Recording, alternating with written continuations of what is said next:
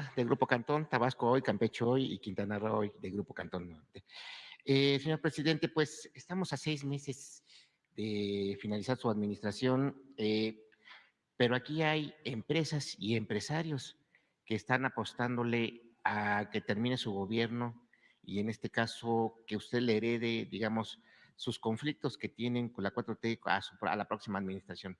En este caso me refiero a la empresa Vulcan, a la minera Vulcan, ahí en Quintana Roo, esta minera que, pues, que es dueña de los terrenos de Cálica y que, bueno, pues desde el año pasado a usted le dieron una cara y después hicieron otras cosas, ¿no? Pero en este caso, mencionándole,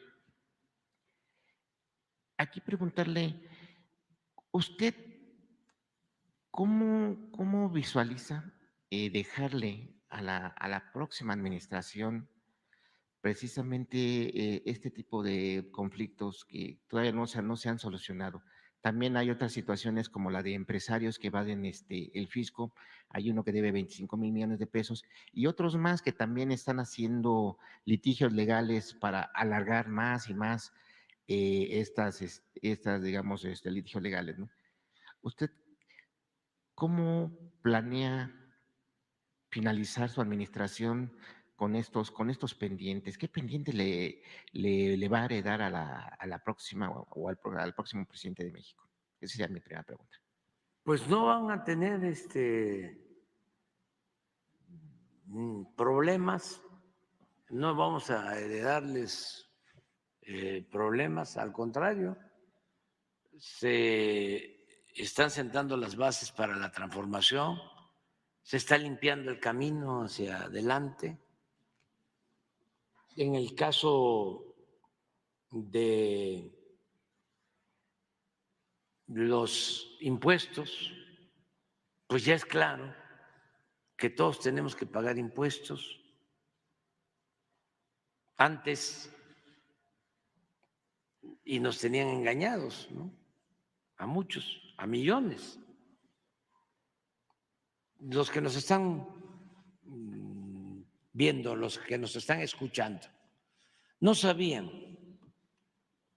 hasta que se dieron los cambios en el país, hasta ahora, hasta hace poco, que los de arriba no pagaban impuestos.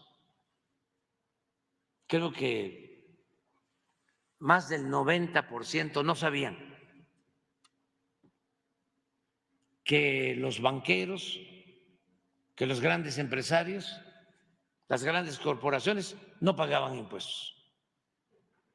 Eso no se sabía, porque era parte también de las relaciones de complicidad de las componendas que existían. Y de eso no se hablaba en los medios.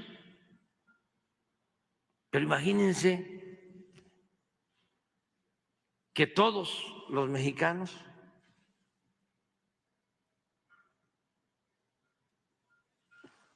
teníamos que pagar impuestos, hasta la gente más humilde, los campesinos, los más pobres, porque se les cobra el IVA en cualquier mercancía, menos alimentos y medicamentos, pero si se compra una camisa hay que pagar impuesto.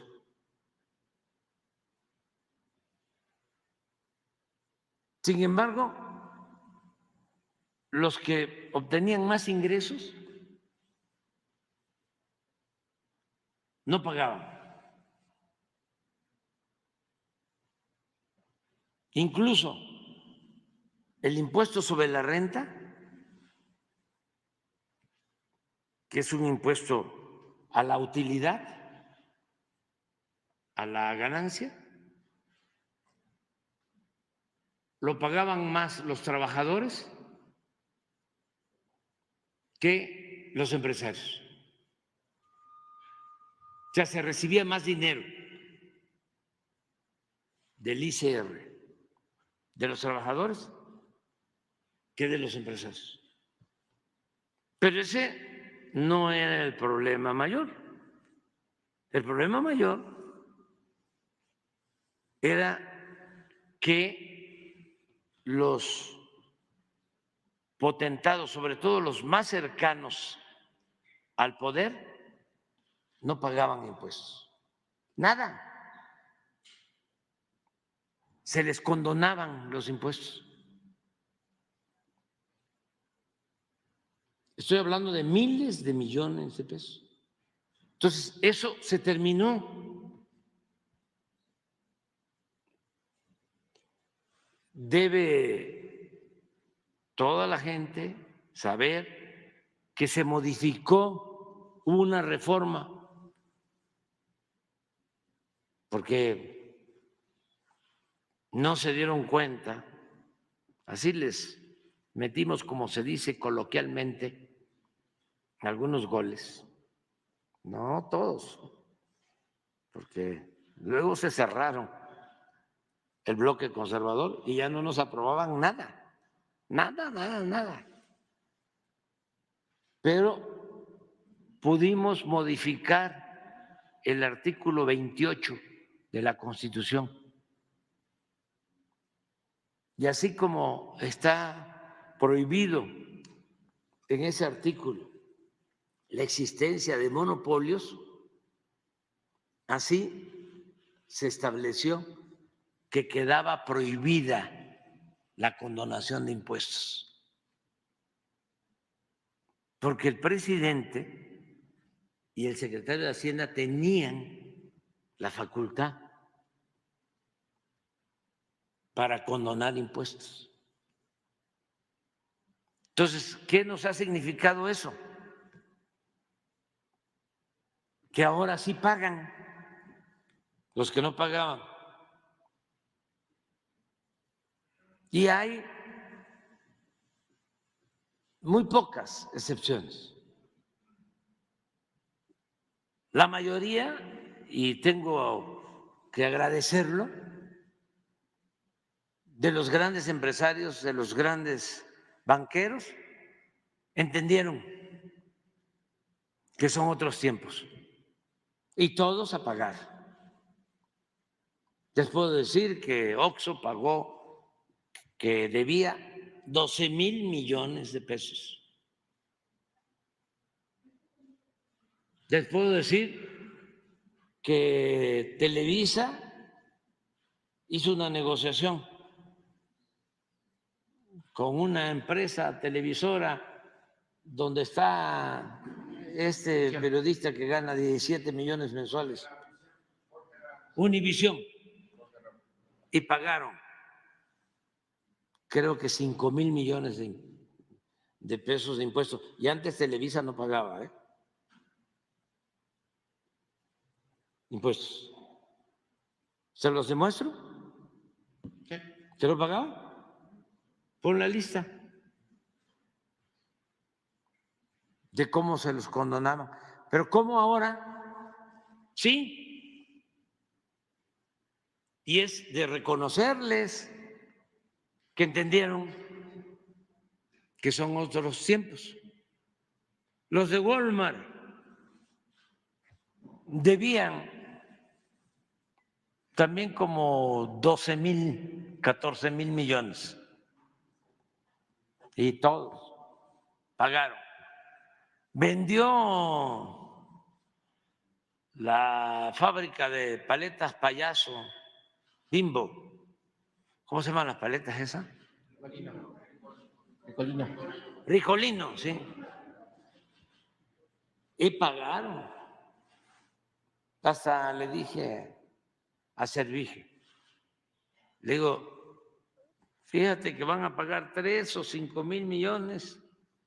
¿A dónde crees que va a ir esto? ¿Sí? Va al apoyo para las pensiones a niñas, a niños con discapacidad, para que se acabe también con la idea de que yo no pago impuesto porque se lo roban los del gobierno. No, Nosotros no somos rateros. Y los impuestos se utilizan para el desarrollo del país y para apoyar a la gente más pobre, más necesitada. ¿Tienen la lista? Pero bueno, yo creo que ya se entendió. Entonces, no hay ningún problema, todos están pagando. Además, se presentan juicios. La Procuraduría Fiscal tiene esa función. Hay algunos juicios, no muchos, en proceso. Este caso que mencionaba está en los juzgados. Yo espero que antes de terminar,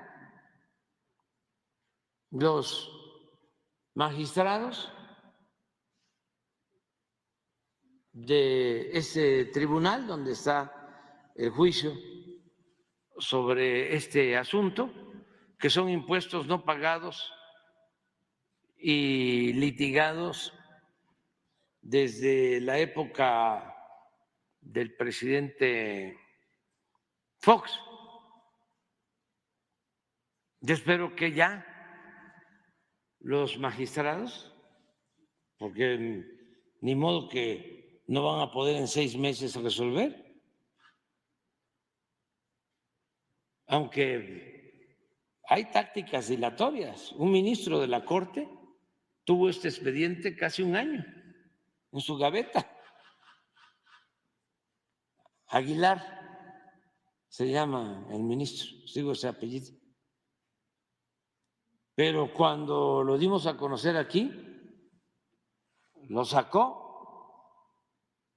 y incluso otros compañeros ministros o ministras resolvieron que tenía que ir al tribunal donde está. Ahí ya ese caso, ya habían presentado un proyecto para no cobrar los impuestos, pero como son 3, 2 dijeron no estamos de acuerdo con el proyecto y no lo aprobaron y van a hacer un nuevo proyecto, es lo que me informa el procurador fiscal. Y tienen que ya resolverlo. O sea, ¿usted sí confía que lo que se va a hacer este cobro de impuestos? Sí, en 6 meses sabemos. En menos tiempo. El otro asunto El de Vulcan. Vulcan ya está también por resolverse. Estamos esperando en unos días más, porque siempre buscamos la negociación, el acuerdo, el diálogo, siempre. Y eso es lo que se está haciendo en este caso. Pero desde luego, cuando vemos de que quieren imponerse sin tener la razón, porque se sienten muy poderosos, pues entonces no queda más que la aplicación de la ley. Se busca siempre el acuerdo, lo hemos logrado en muchos casos, heredamos contratos leoninos, ¿no? Y llegamos a la conclusión de que estaban mal, que habían abusado y entendieron muchos y hubieron reducciones en lo que cobraban en los reclusorios, en los gasoductos, en el mantenimiento de las carreteras, en el servicio privatizado de salud. En muchos casos se está llegando a acuerdos, ¿no? Entonces no va a quedar nada. No le va a dar nada a ninguno. No, ningún problema. Al contrario, va a quedar ya desbrozado el camino.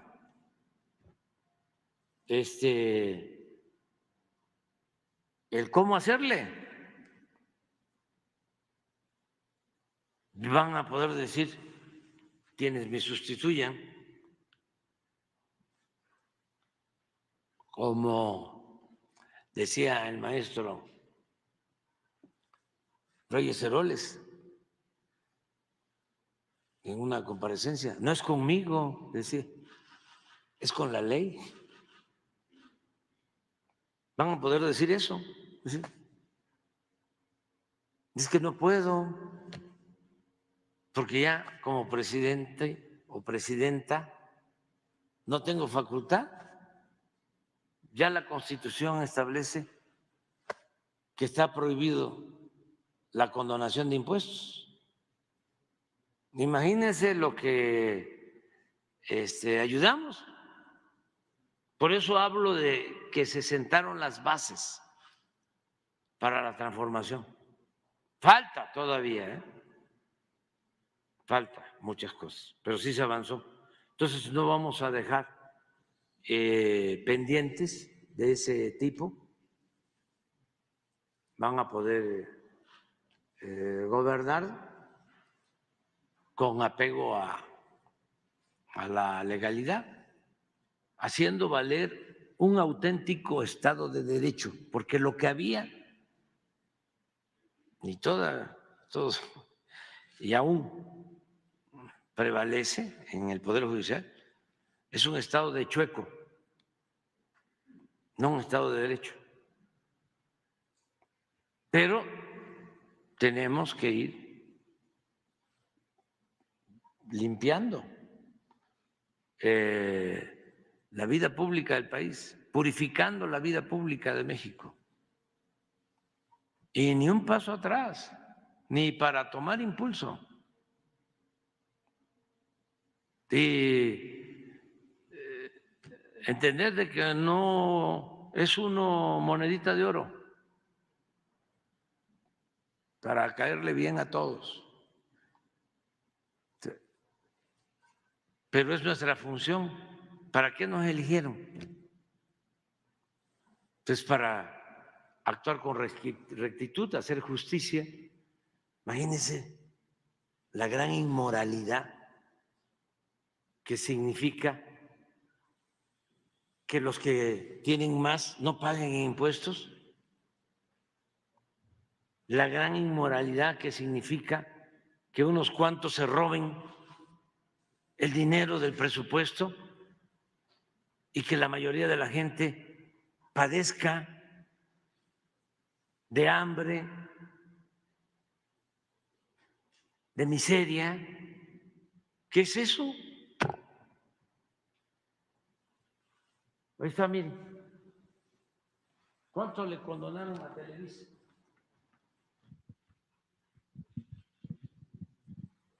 Calderón, 4,042 millones. Y Peña, 16,000 millones. Hay como 2,500 municipios. No llegan a 100 los que tienen este presupuesto.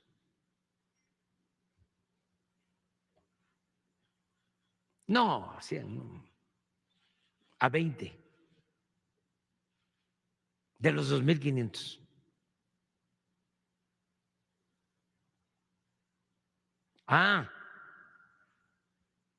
Pero esto ya fue y un poco más lo que pagaron ahora. Pero así, imagínense Banamex.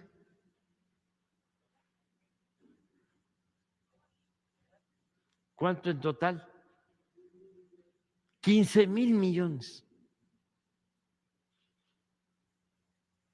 de condonación de impuestos. Y ahí todos, Cemex, Carso. Pero también no hay que echarle la culpa a ellos. Es que era legal, porque podía el presidente, claro, era legal, pero al mismo tiempo era inmoral. Se hacían operaciones en la bolsa, pues así vendieron precisamente Banamex en el gobierno de Fox. Vendieron Banamex. El dueño era Roberto Hernández y otros. 12,000 millones de dólares. Tenían que haber pagado 3,000 millones de dólares de impuesto. No pagaron ni un centavo. Porque supuestamente la operación la hicieron en la bolsa, aún cuando se demostró que Citigroup, que fue quien compró Banamex, no cotizaba en la bolsa. Pero era el gobierno de ellos, era el gobierno de la oligarquía. Y a eso le llaman democracia. No, la democracia es el gobierno del pueblo, para el pueblo, con el pueblo.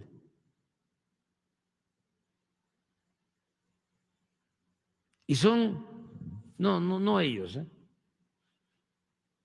pero parecidos a ellos, Claudio y otros, los que quieren regresar. Yo también quiero que regresen.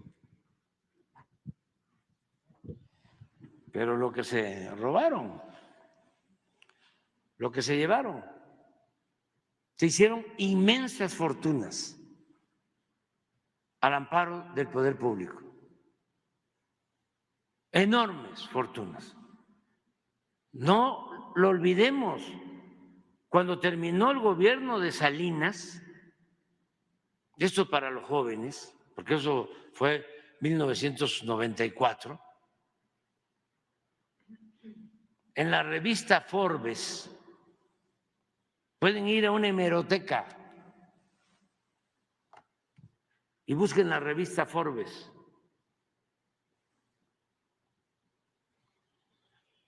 Y van a encontrar que 24 multimillonarios mexicanos poseían 48,000 millones de dólares. Y cuando entró Salinas, que es cuando la revista Forbes empieza a publicar la lista de los multimillonarios del mundo, en 1988, que es cuando el fraude, 1988, solo había una familia, los Garzazada, con 2,500 millones en la lista. Una. Y empieza la piñata, empieza Salinas a entregarles todo, bienes, y al final 24,48 millones de dólares. O sea, se puede probar. ¿Y qué pasa en ese entonces? ¿Qué sucede en 2024 cuando termina Salinas? 1994, cuando termina Salinas. México ocupa 4º lugar en el mundo en multimillonarios. primer lugar Estados Unidos, segundo Japón, tercero Alemania, cuarto México. Pero al mismo tiempo es cuando hay más desigualdad económica y social. Unos cuantos aparecen en la lista de los más ricos del mundo y millones de mexicanos en la pobreza. También para los jóvenes, cifras del Banco Mundial y del Fondo Monetario Internacional. Entonces, ya no. Por eso no voy tampoco a cansarme de repetir o a dejar de repetir. Estoy muy orgulloso porque ya termino y se imaginan lo que es llevarme la satisfacción de que se redujo la pobreza en el tiempo que fui presidente y que se redujo la desigualdad. Ya con eso ya me puedo ir.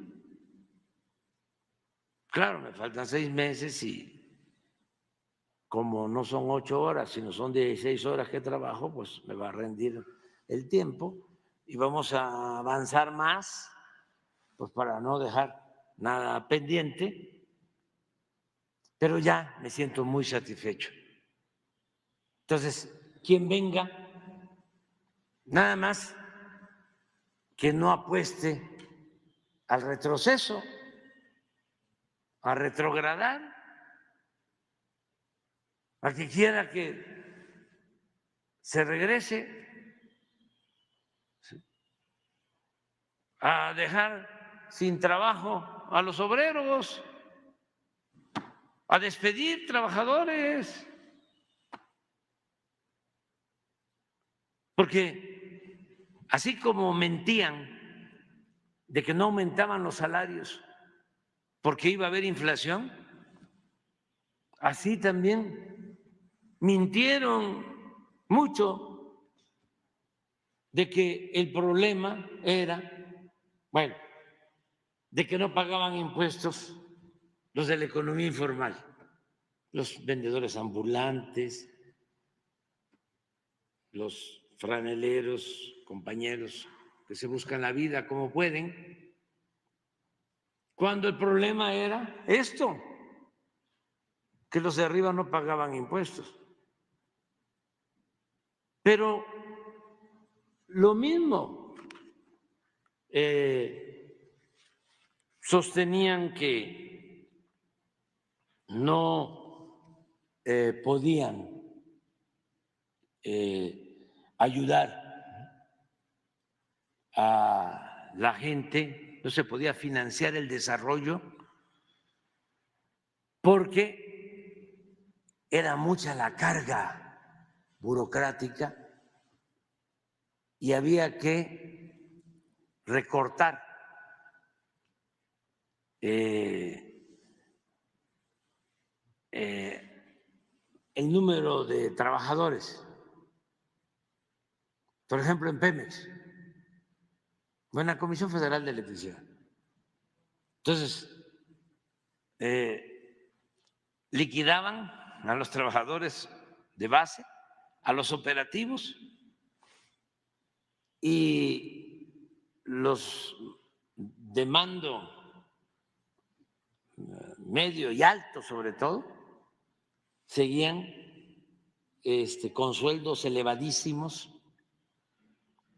e influyentismo. Hay un asunto en mi libro que tiene que ver con la señora de la transparencia, ¿cómo se llama? El Instituto De la Transparencia. No, la transparencia, lo de Claudio X González, ¿cómo? Mexicanos contra la Mexicanos, corrupción. sí.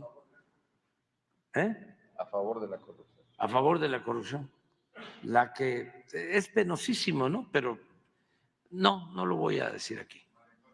Sí, la señora Casar. Entonces, arriba se servían con la cuchara grande y decían, el problema está abajo. ¿Sí? Entonces vamos a recortar a los trabajadores abajo y los de arriba ganando sueldos elevadísimos, ¿no? Y prestaciones elevadísimas. Esa era la austeridad. Yo recuerdo que una vez fui siendo candidato o precandidato a Europa y hablé de la austeridad republicana. Entonces los políticos europeos de izquierda, sorprendidos, porque para ellos austeridad, ¿no?, era el equivalente a despedir trabajadores. Y entonces me decían, ¿cómo va usted a hablar de eso? ¿Usted va a despedir a los trabajadores? No, ya les tuve que explicar que la austeridad republicana era quitar privilegios arriba, que era donde estaban los privilegios, no afectar a los trabajadores. Era reducir los sueldos de los de arriba para aumentar los sueldos de los de abajo. Pero bueno, es todo lo que se ha hecho y de ninguna manera